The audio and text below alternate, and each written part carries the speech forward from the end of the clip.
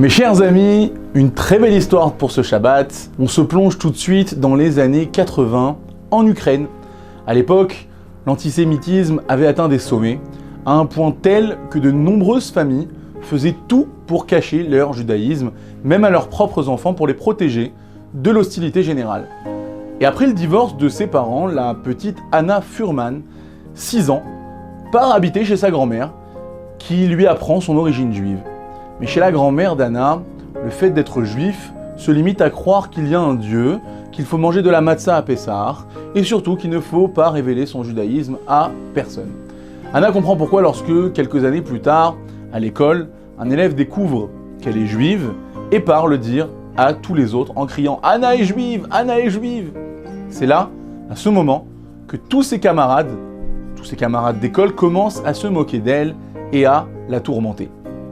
Un jour, un élève, qui n'arrêtait pas de la harceler, arrive en se moquant d'elle à haute voix et devant tout le monde. Excédée, Anna attrape une chaise et la lance sur lui. L'élève recule d'un pas et, perdant l'équilibre, dégringole du haut des escaliers qui se trouvent derrière lui. Le garçon reste allongé par terre et se met à crier.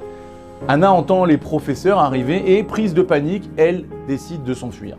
Son cœur bat à toute vitesse, elle était certaine qu'on allait venir la chercher chez elle pour la punir, mais bizarrement, personne n'est venu. Le lendemain, Anna aperçoit ce garçon avec un plâtre autour du bras. Elle entend les autres élèves raconter qu'il avait expliqué qu'il avait trébuché. C'est tout. Anna n'arrivait pas à comprendre pourquoi il ne l'avait tout simplement pas dénoncé. À partir de ce jour, cet élève a arrêté de la persécuter, mais ça n'a pas été le cas pour les autres. On aurait dit qu'il s'était donné le mot pour la martyriser et lui rendre la vie amère. Il lui volait ses affaires, enduisait sa chaise de colle. Anna n'avait aucun répit. De surcroît, elle ne voyait pratiquement pas ses parents qui n'avaient pas de temps à consacrer à leur fille. Et pour couronner le tout, la direction de l'école fermait les yeux sur la façon dont tous la traitaient. Les professeurs eux-mêmes ne se gênaient pas d'évoquer son judaïsme en public et de tout faire pour qu'elle échoue aux examens. Anna se sentait affreusement seule. Malgré tout, Anna a réussi à terminer ses études et avec des notes plus qu'honorables. Là encore, tous les étudiants éprouvaient du ressentiment à l'égard de la juive qui obtenait de meilleurs résultats qu'eux, ce qui ne faisait que renforcer leur animosité. L'année de ses 17 ans, Anna reçoit la visite de 2 cousines qui vivent en Amérique. Elles aussi ne savent presque rien du judaïsme. Durant les quelques jours passés ensemble, Anna se rapproche beaucoup de ses cousines, créant un lien qui s'est maintenu même après leur retour aux États-Unis. Quel soulagement pour Anna qui a enfin des amis à qui se confier. 3 mois plus tard, Anna fait la connaissance d'une amie de ses cousines qui lui propose d'aller en Israël pendant 6 mois pour participer à un camp destiné à encourager les jeunes à faire leur alia. Réticente au début, Anna finit par accepter. Plus tard, elle a confié que c'était la meilleure décision qu'elle ait prise de toute sa vie, car ce séjour a représenté la période la plus riche et la plus belle de toute son existence. Les conférences, les activités en commun, les voyages à travers le pays, les rencontres avec les autres participants, tout était parfait. Bref, de retour en Ukraine, Anna est déterminée à revenir cette fois-ci habiter en Israël. Il était évident que c'était là-bas qu'elle voulait vivre après ce séjour inoubliable. Et voilà que 1 an plus tard seulement, Anna fait son alia en Israël où elle se renforce considérablement sur le plan religieux. Après 2 années dans le pays, elle commence à recevoir des propositions de mariage, des shidduchim. Un jour, une amie lui parle d'un garçon qui s'appelle Moshe, dont elle ne sait pas grand-chose si ce n'est qu'il est originaire d'Ukraine, comme Anna. Elle prend alors quelques renseignements et décide de le rencontrer. Anna fait d'abord la connaissance des parents de Moshe, qui lui font une excellente impression. C'était tout le contraire de sa famille. Des gens chaleureux, soucieux du bien-être d'autrui et qui cherchaient avant tout le bonheur de leurs enfants.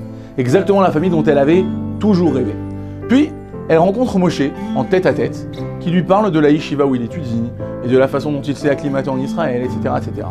Moshe demande ensuite à Anna « Quand as-tu appris que tu étais juive ?» Alors Anna lui répond « Chez ma grand-mère. Elle me répétait tout le temps que j'étais juive, qu'il y avait un seul Dieu et qu'il fallait manger des matzot à Pessah, etc. » Et toi, comment tu l'as su ? Moshe lui répond « C'est toute une histoire en fait. Jusqu'à 12 ans, je ne savais même pas que j'étais juif. Dans mon école, il y avait une fille que tout le monde embêtait parce qu'elle était juive. Un jour, je me suis un peu trop moqué d'elle et elle m'a balancé une chaise à la tête, j'ai perdu l'équilibre et j'ai dégringolé dans les escaliers. Je me suis retrouvé en bas, à moitié évanoui, et avec un bras cassé. Moshe riait de bon cœur en racontant son histoire, sans s'apercevoir qu'Anna était elle-même sur le point de s'évanouir. Moshe poursuit. À l'hôpital, mon père m'a demandé ce qui s'était passé, et je lui ai tout raconté sincèrement. Il a froncé les sourcils, mais il n'a pas dit un mot. Ensuite, il a commencé à marcher de long en large dans la chambre. Je ne l'avais jamais vu comme ça. Je sentais qu'il hésitait beaucoup à me parler. Et puis tout à coup, il me dit « Je te félicite de m'avoir dit la vérité, mais tu devrais avoir honte d'avoir humilié ta camarade. Cette pauvre juive souffre déjà assez comme ça. Dorénavant, tu la laisseras tranquille et tu ne diras à personne que tu es tombé par sa faute. » J'ai cru qu'il avait terminé, mais il a recommencé à arpenter la pièce. Il avait vraiment l'air bouleversé. Subitement, il a déclaré « À part ça, Moshe, je voulais te dire, nous sommes juifs nous aussi. » Ça a été un véritable choc. J'en avais la chair de poule. J'ai d'abord pensé que c'était la chose la plus effroyable du monde, mais je me suis ensuite souvenu que mon père parlait souvent en bien des juifs. Il disait que le peuple juif était le plus sage et le plus ancien des peuples, contrairement à tous les autres qui en pensaient du mal. En rentrant à la maison, j'ai appris que je représentais le seul obstacle au départ de mes parents pour Israël. Ils ne m'avaient jamais dit qu'on était juif, parce qu'ils craignaient de me faire subir un choc, et c'est pour ça qu'ils ont toujours évité ce sujet. 6 mois plus tard, nous sommes montés en Israël, et là Moshe sourit et termine en disant « Voilà mon histoire. Je crois que je représente le seul cas d'un retour au judaïsme grâce à un bras cassé. » Tout le temps que Moshe avait parlé, Anna avait gardé la tête baissée en s'efforçant de cacher et de retenir ses larmes. Elle n'arrivait pas à croire ce qu'elle entendait. Anna demande alors à Moshe « Est-ce que tu te rappelles du nom de la fille qui t'avait fait tomber ?»